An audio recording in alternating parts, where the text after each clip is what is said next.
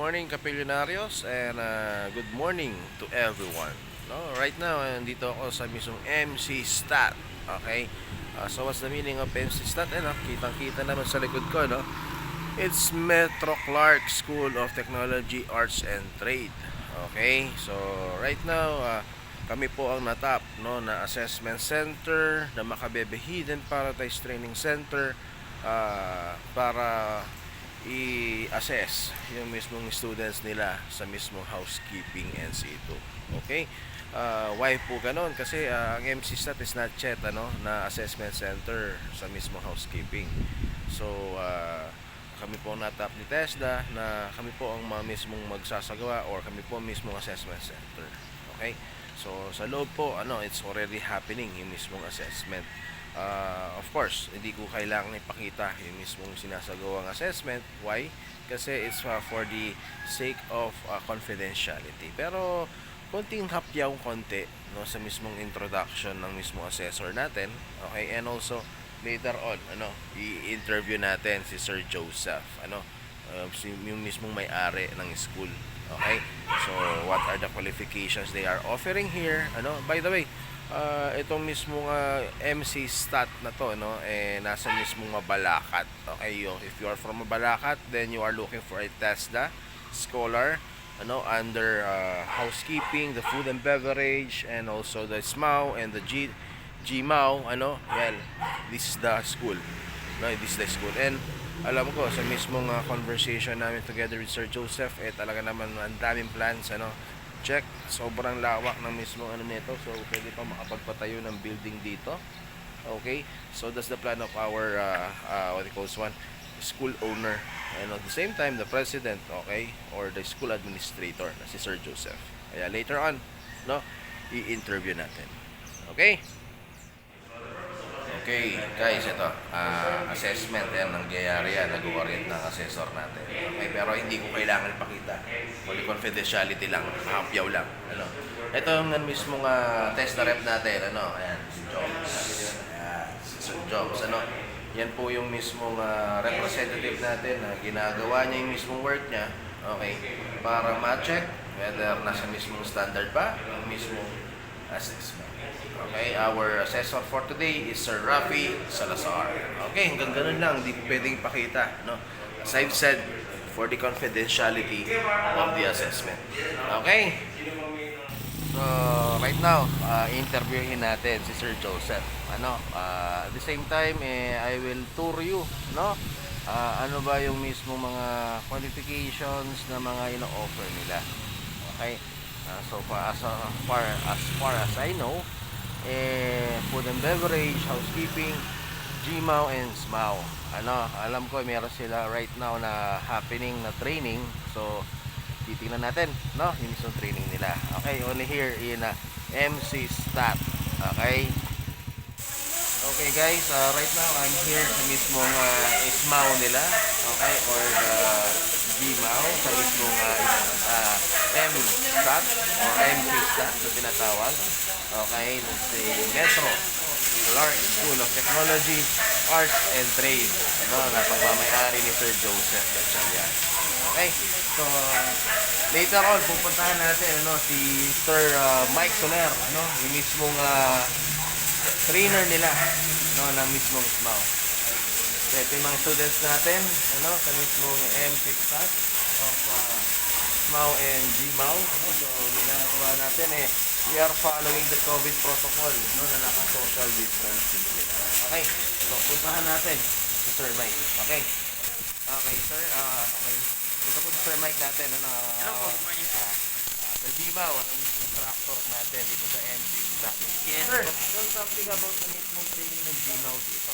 Okay, here at MCSTAT po, we conduct and accredited as a training center for gas metal arc welding. Ang GMAU po, it is a combination of air and different types of filler wire. Opo. That's conducted a 268 hours or equivalent to 34 days po. So, ano yung difference niya kay SMAU kay GMAU? Okay, si SMAU po kasi gumagamit ng electrode, consumable. GMAU naman po kasi gumagamit po siya ng MIG wire. and together with gases po. Marami pong nako-confuse na sa internet, Shopee, sa Lazada, na tinatawag nilang GMAW tapos gasless. Ang GMAW po is gas metal arc welding. So the term itself po, gas. Gumagamit po siya ng gas. So different din po siya on MIG and MAG. On metal inert gas and metal active gas. So ako wala akong masyadong alam dyan sir kasi sa mismong housekeeping ako or tourism sector. Pero now, medyo nagkakaroon na tayo ng idea. Actually, nag-try ako ng ganyan sir pero ganito ko. Hindi siguro ngayon ang powers ko parang hindi talaga sa akin. Metal and engineering sector po kasi siya, so more on structural, construction. Yes po. So yun siya. Okay, so MC Stat, pinaka matikas naming trainer at assessor, not only trainer, assessor also, si Sir Mike Soler. Okay, later on, pupunta natin Sir Joseph, yung mismong may-ari ng mismong school natin. Thank you, Sir Mike. Thank you po. Thank you. Thank you, guys. Okay, good morning, Kapilyonarios. Okay, right now, ito na. Nahuli ko na ang mismong may-ari ng school, ng MC Stat, si Sir Joseph. But with me, ito si Edrich, our TESDA representative, and of course, my protege, Talaga naman, wala akong masabi dito sa batang ito, Oo, na talaga naman nag-umpisa from, batang gusgusin. May pangarap, ayan, assessor na, at nagmag-master na, I'm very proud to this guy. Okay? And you are, assistant ni Sir Joseph yan, Jerome. Jerome. Okay, we have a short interview lang kay Sir Joseph. Okay. About sa school niya, ano ba yung mismong offer, paano nagsimula ang school, and what do you call this one? Ano pa ba in the future yung mismong na-vision sa mismong school niya. The MC Stat. Eto na, si Sir Joseph. Okay. Sir Joseph, eto po si Sir Joseph natin. What's up, mga Yun. maestro? Napaka-cool, Wala akong masabi. It's a very humble boss, Very humble, Jerome, tama? Sir, pwedeng tell something about our school?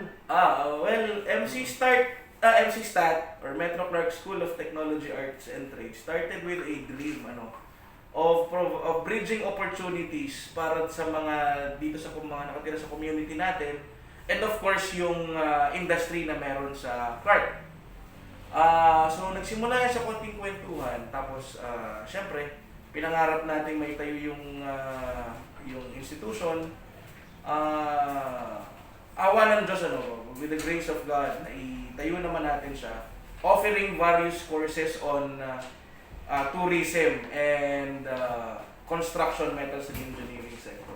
Which is yun talaga yung mga qualifications na talaga namang makikita mo sa loob ng Clark. Yes sir, oo. Very heavy ang Clark natin, kilala yan not only with the big hotels na with the likes of Midori, Yes. with the likes Yes. Marriott, di ba? But also yung boom. If nakapunta tayo malapit sa may Yokohama side, yung Global Gateway, Clark Global Gateway. So puro construction naman tayo.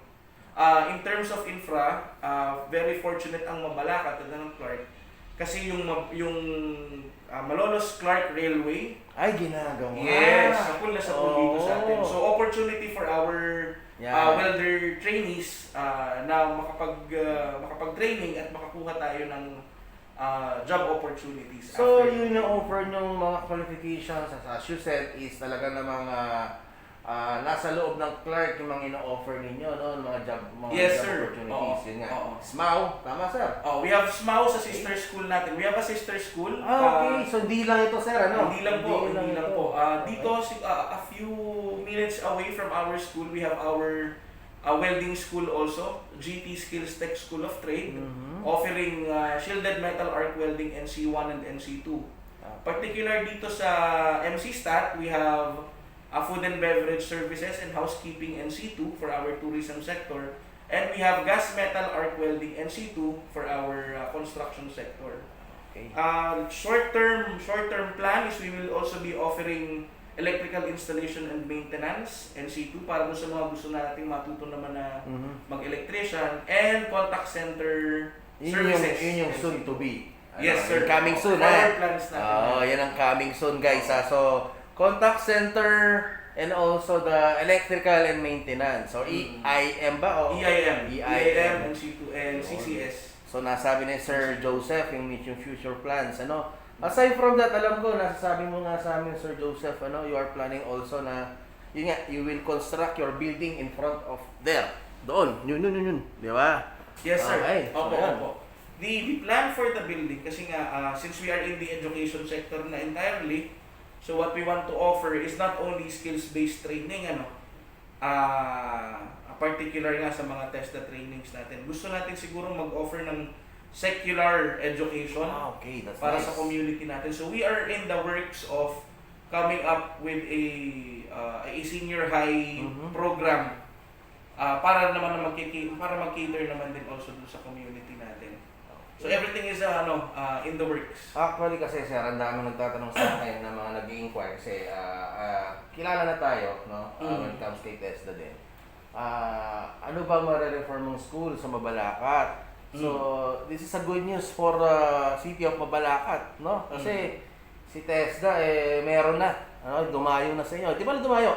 Nandito na kay Mabalacat City. Kasi dati yung mga taga Mabalacat siya pupunta pa ng Angeles Pero San ngayon, Fernando, yes, Angeles. that's nice, Sir Joseph. Okay.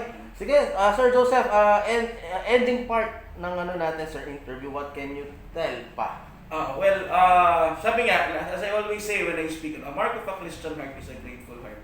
So everything that we do here is a big thank you, di ba? First and foremost to the loving Father, our Lord, and His Son Jesus Christ. Because without Him naman nothing is really possible. Yep. Isang malaki pang salamat din sa LGU ng Mabalacat at nabigyan tayo ng opportunity na makapag-come up ng ganitong klaseng institution para sa ating community. My parting words also is more like an invitation, 'di ba? Para po sa ating mga nanonood ngayon, sa ating mga kamaestro na may pangarap sa buhay, na may gustong mangyari sa buhay natin. Visit po kayo dito sa Metro Clark School of Technology, Arts and Trade, 119 Ligtasan Street, Poblacion, Mabalacat City. Pag-usapan natin ano ba yung training plan para sa iyo and ano ba yung mai-offer namin. Hayaan nyo kami na tulungan kayo. So maraming salamat po. Thank you, Sir Joseph. Very Very cool na owner talaga. Very humble. Wala akong masabi kay Mr. Joseph Gatchalian, anak ni Sir Hardy natin. So, yan. Thank you so much, Sir Joseph. Sir, maraming salamat po. Thank you, sir. And Sir Oliver, may masasabi ka kay Sir Joseph mo? Sa mga nakinig po ng vlog na to o or about sa content na to, sana po mapanood nyo. Sa lahat po ng mga sinabi ni Sir Joseph, talagang tatak-test na po ito. Yes, exactly. Okay, mga kapilyonarios, thank you for watching. And please like and subscribe and more, na mga schools ang dadayuin ko. Okay? Na if future yan. Okay, para talaga naman maboost yung talagang TESDA or Techbook education. Okay, goodbye guys.